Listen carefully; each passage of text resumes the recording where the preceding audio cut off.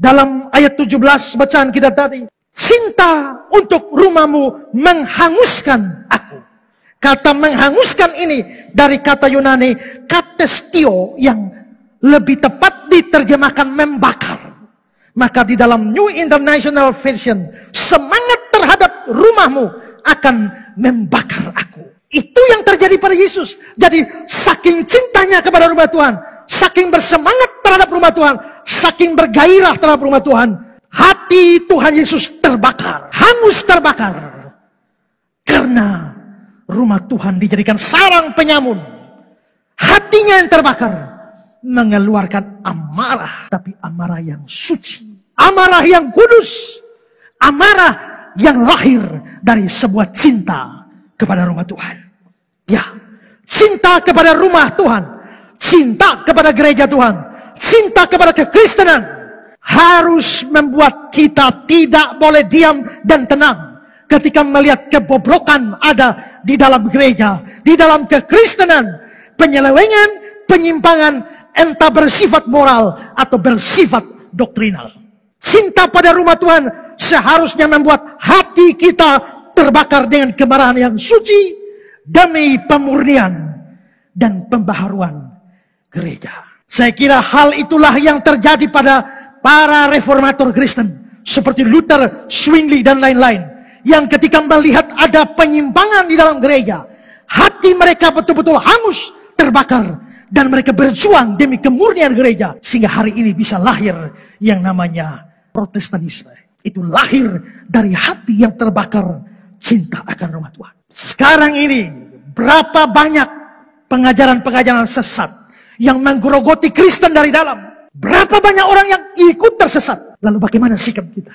Saya sendiri sadar, hati saya tidak bisa membiarkan itu.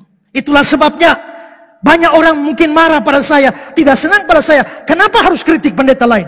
Kenapa harus menanggapi ajaran pendeta lain? Kenapa tidak tegur empat mata? Kenapa harus muat di medsos? Saya tidak peduli. Kenapa? Karena saya sedang berjuang demi kemurnian kekristenan dari sisi ajaran. Saudara kira menanggapi pendeta-pendeta terkenal itu aman? Tidak. Kenapa? Karena followersnya banyak. Sekali saya tanggapi mereka, 10 makian datang.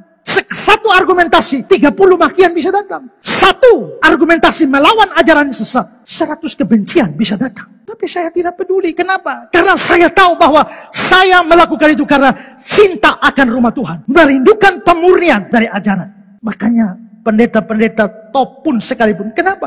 Kalau mereka pendeta top terkenal, mereka omong apa banyak orang pasti ikut. Dan melawan orang terkenal, apa resikonya? Kebencian. Saya betul-betul tidak sabar. Tapi itu sikap yang alkitabiah. Kalau melihat ada penyimpangan, terutama penyimpangan ajaran, dan orang sabar saja, firman Tuhan mengecam orang terlalu sabar. Dalam 2 Korintus 11 ayat 4, sebab kamu sabar saja jika ada seorang memberitakan Yesus yang lain daripada yang telah kami beritakan, atau memberitakan kepada kamu roh yang lain daripada yang telah kamu terima, Injil yang lain yang telah kamu terima. Kamu sabar saja. Paulus mengecam sikap yang terlalu sabar. Tapi sebaliknya, Tuhan Yesus sendiri memuji jemaat Efesus yang tidak sabar. Wahyu 2 ayat 2. Aku tahu segala pekerjaanmu, baik jeripayamu maupun ketekunanmu. Aku tahu bahwa engkau tidak dapat sabar terhadap orang jahat. Engkau mencobai mereka yang menyebut dirinya rasul, tapi yang sebenarnya tidak demikian. Engkau mendapati mereka pendusta.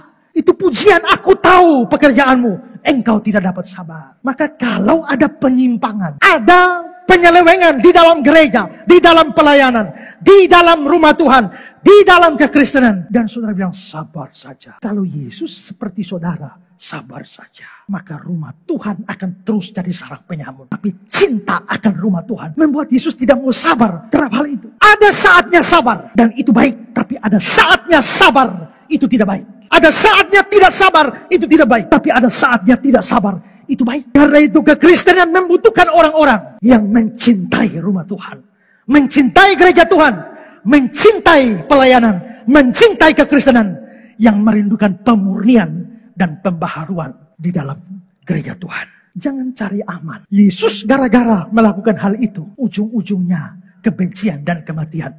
Tapi Yesus tidak cari aman.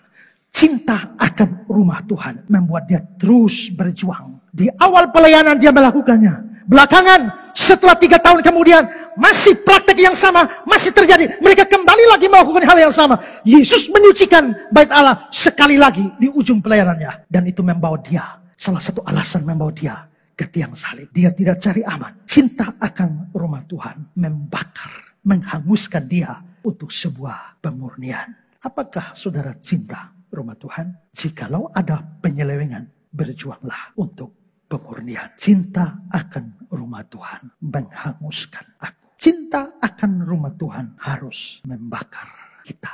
Ya, membakar